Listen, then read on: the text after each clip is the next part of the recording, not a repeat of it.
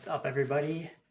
Happy New Year. I'm excited for 2021. Trying to think about, okay, what kind of content can I bring you guys to start the year? And the biggest thing that came to mind was expectations. So, how can you go into 2021 with the right mindset, setting the right expectations for the year ahead, right? I will talk about from both the PT and the running side, since those are kind of the two different hats I wear, whether it's working with someone to return from injury, or if they've been struggling with some aches and pains and getting them back to doing running or whatever activity they want to do, or it's keeping them healthy, keeping them doing the activity, running, and focusing on performance. So those are the two categories that we're going to focus on. Think mainly about expectations. So let's talk about the running side. So with running, right, a lot of people, whether they have a coach or they don't have a coach, think doing more is better, right? You run more, you do more speed work or whatever, and that's going to lead to an improvement. And in some cases, it does. But there are some minute details and changes that need to occur in your mindset to lead to those successes and lead to that change, right? If you do whatever 10 miles a day at, I'm just going to throw out 7:30 pace every single day, right? You're doing a lot of volume, you're getting a lot of activity in, and what you're doing is you're getting really, really good at running 10 miles at 7:30 pace. So that should be your expectation. You can't expect to do a lot of volume or do a lot of activity and think, well, I'm going to get really, really fast at a different distance or at a 5K or something like that, right? You have to train specifically for the expectation that you're striving for. You also need to know that things aren't going to always go as smooth as you want. So this is the challenge that I see with people who have some sort of plan that they've taken offline, or if they've bought like a 16-week marathon build or something like that. There are things that happen along the way, right? So that buildup has good workouts, has good long runs, has some kind of easy days built in there, and it's got a nice progression for you to follow. If you don't know necessarily what the plan is or what you should be doing, it's got a nice progression for you to follow. The challenge is, what do you do when things go wrong, right? You miss a run, or the run doesn't go great, and maybe you're mid workout and you're like, oh, I'm kind of having ache or pain, or I'm not hitting my splits. Like, do I pull it? Do I work through it? That's the challenge with those kind of made for you templates, is there's nobody to talk to. And that's an expectation thing, right? You go into that expecting that, hey, I'm going to buy this template, or I'm going to take this template from wherever I'm going to go on the internet, and it's going to get me to the end, my end goal, my end point. Sometimes that it works, and applaud those. That's awesome. Generally, those are marathon cycles or 5K training cycles or whatever you're doing that go pretty smooth and without a lot of hiccups or things like that.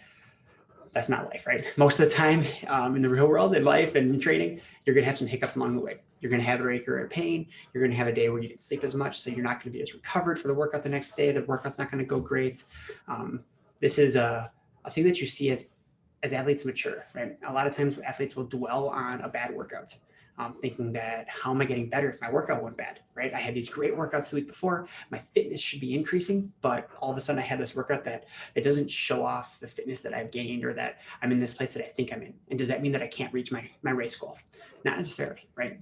We have those days where workouts are going to be unsuccessful or slower, or you're not going to hit your splits, or you're going to feel off, or nutrition was different than it normally is. You didn't sleep as much, whatever. Like, the weather is a huge one, especially this time of year. There's a ton of things out there that can change the workout, right? Change a couple of those variables and make it in your mind an unsuccessful workout.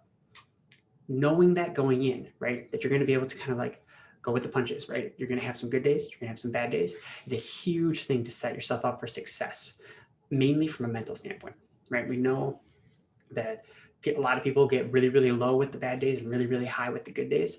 And we struggle to stay in this middle ground. Having this roller coaster of emotions is really damaging for your running.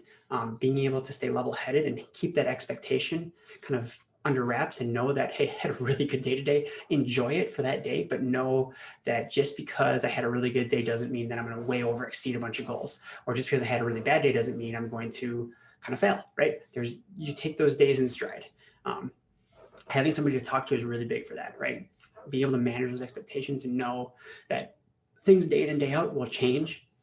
But as long as you have a plan going forward and that plan is fluid, that's really, really important. So that's one of the big things that I like about working with athletes. Whether I'm coaching them or if somebody else is coaching them, we can say, hey, go back, talk to your coach, that this is what's going on. Yep. And figure out with them what's going to be best for you.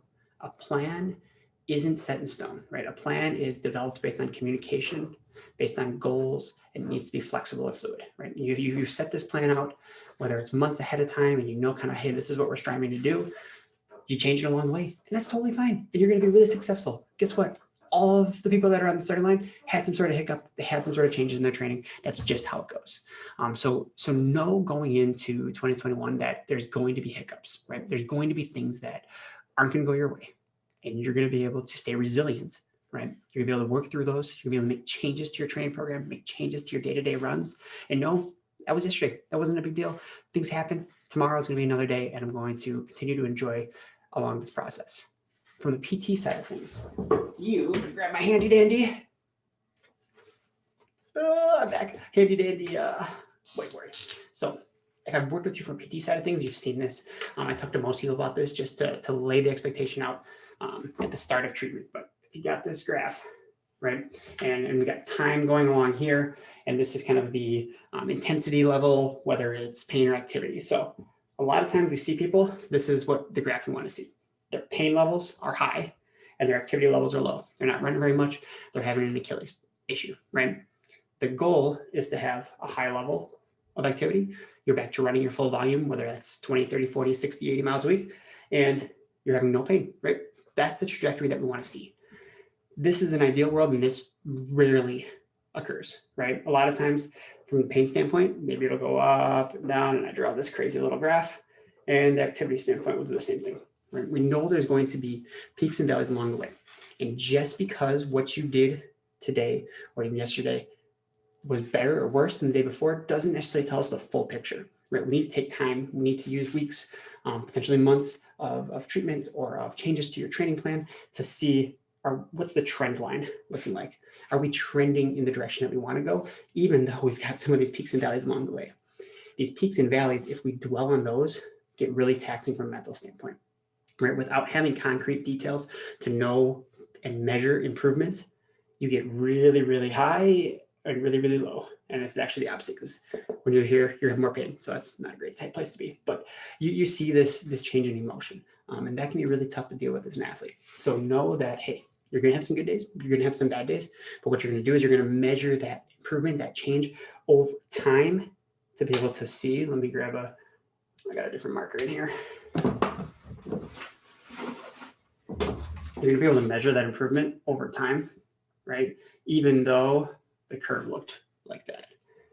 See that? Okay, so that's something that we've got to look into from an injury standpoint, right? If you're suffering from an injury, no, you're going to have some days where you might have more pain. You might be way down here on that pain scale and doing a lot of activity, and all of a sudden you've got a spike in pain. Does that mean it's all going to start over again? You kind of get in your mindset that all the months of work that you did were for naught and it's going to come back? No. That just means that potentially you had a day where it spiked and something was off from your nutrition side. Maybe you ran a little bit more that day. Maybe it was icy out and you had your foot went off a curb weird or something like that. Like, there are other things that could be at play. You take that day for what it is. You go to the next day and you look to see if that trend line changes, right? This is all over time, okay? So a lot of this expectation, what I've thought of as in the past is just got to trust the process, right? That plan gets put out. You got to trust that today is what you got to be doing. Tomorrow is the best thing for you to do. The next day, whatever plan you've got is the best, and be flexible with that and know that things are going to change, but trust that what the changes are is the best thing for you. This year, I've changed to enjoy the process. So this is my running log for the year. I've never actually had a handwritten running log. I'm excited to do it this year, but I'm going to make sure to enjoy the process this year. There are a lot of things that, as we saw last year, can get taken away from us pretty easily. Races, group runs, all those events.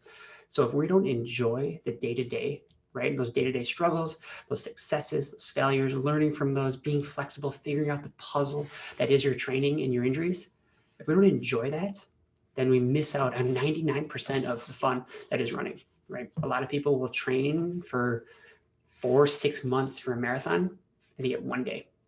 And guess what? If the weather's bad in a marathon, or if something goes off from a nutrition standpoint, your whole day could be shot. And if you didn't enjoy that process of going through those 6 months, it seems like a failure, right? Yeah, you're gonna be disappointed that you didn't kind of perform the way you wanted to on that day, but you learned a lot. You got better as an athlete. You learned how to handle adversity throughout that time of training, and that's only going to benefit you for events down the road. So my motto for this year enjoy the process.